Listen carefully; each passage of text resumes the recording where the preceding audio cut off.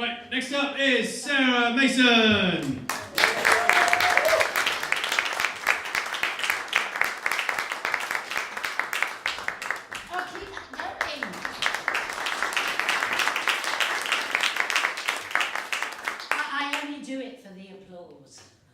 I have such low self-esteem that I have to go out 5 nights a week to rooms full of strangers and try to get them to laugh at things I say. I wish that were a joke. People often say to me, "Are you Jerry Hall?" Mum. Jerry Hall's mum. I'd like to be Jerry Hall. I'd love her wardrobe. Do you know she's got a separate house to keep it in? 2 houses next door each other. It must be a bit inconvenient, dead of winter, having to nip next door every time you need a change of undies. I don't think much of her husband, though. Rupert Murdoch? Oh, tell me, ladies, tell me, which one of you'd like to wake up next to that? Anyone? No. Not even for all that money, no. What's your name, lovely blonde lady? Yes, you, yes. Mandy. Mandy, would you like to wake up next to Rupert? Definitely not. No. But in the words of Mrs. Merton, if I could beam Jerry down here, there's one thing I'd ask her. I'd say, "Tell us, Jerry, what first attracted you to 85-year-old billionaire Rupert Murdoch?" I think we know, don't we? It wasn't his blue eyes or his stunning physique. Because Jerry doesn't do poor, does she? Give me a cheer if you are or have ever been poor. Great. Oh, come on, fess up. Yeah, so Jerry Hall would never fuck you. I know, her loss exactly. Look around you, there's plenty of others who would. Even in Winchester. Oh, and if you come to London, well, 10 to 15 million. So, and I didn't like her previous husband, Mick Jagger. I hate men who are skinnier than me. I don't know how Jerry could ever have had sex with him. Imagine having to suck off a man who can't get no satisfaction. You'd get cramp in your cheek. Or repetitive strain injury in your tongue. But is anybody here old enough to remember that Mick Jagger used to go out with Marianne Faithfull? What, no one? Not one? Oh, come on, fess up. I don't believe, you don't know? Oh, the Mr. with the beard. Comedian, you don't know, you don't remember. He's not admitting it. It's a secret. All right, for all you young ones. Mick Jagger used to go out with Marianne Faithfull, and urban legend has it that he used to put a Mars bar up her.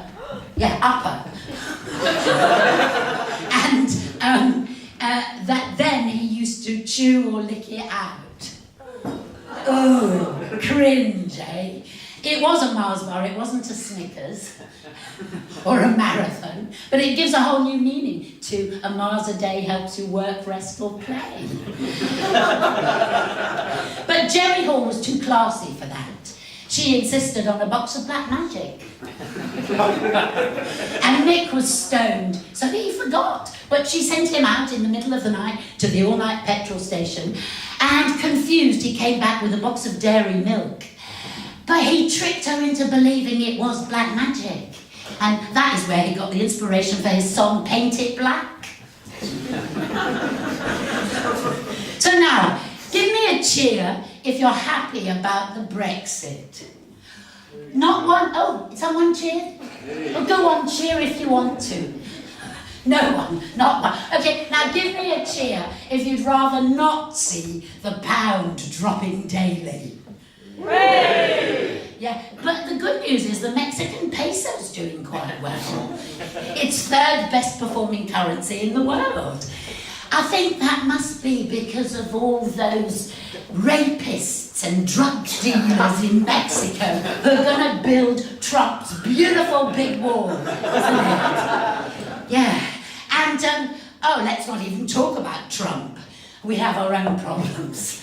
But here we've got a scientific question. Which would reach maximum velocity first if pushed off Trump Tower accidentally? Boris Johnson or Theresa May? Who gives a fuck? Because I don't. Now, how can you tell when Theresa May has an orgasm? She changes her necklace. Or her shoes. And Boris Johnson. Oh, did you see that yesterday he made quite a gaffe? He said the government were going to make a titanic success of Brexit. I hope he goes down with the ship. Don't you? Yes. I hate Boris Johnson. Such an odious, fat buffoon. In fact, I'd like to tie him up, put a gag in his mouth and whip him. I would.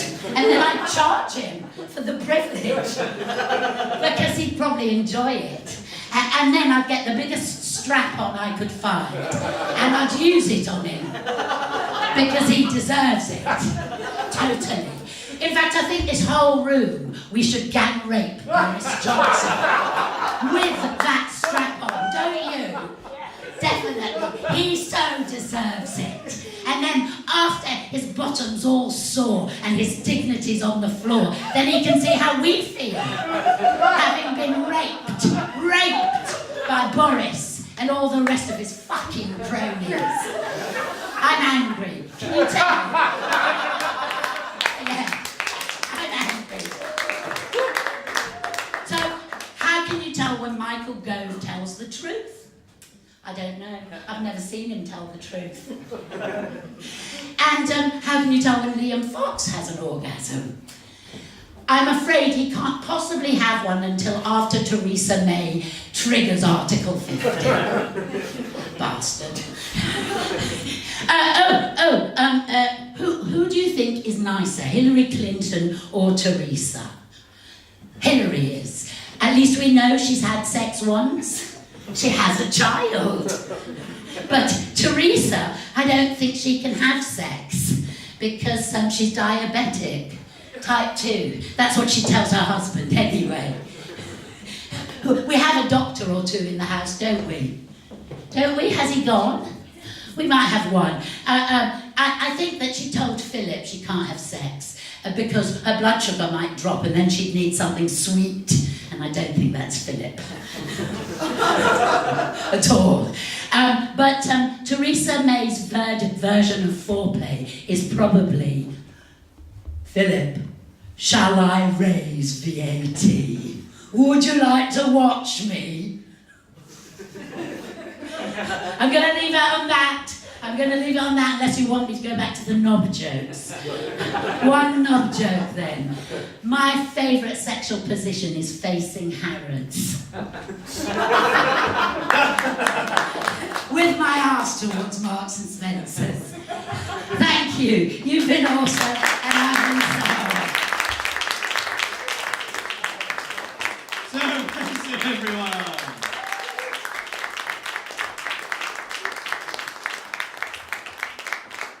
What she wants to do with Boris Johnson is just another day at boarding school for the rest of us.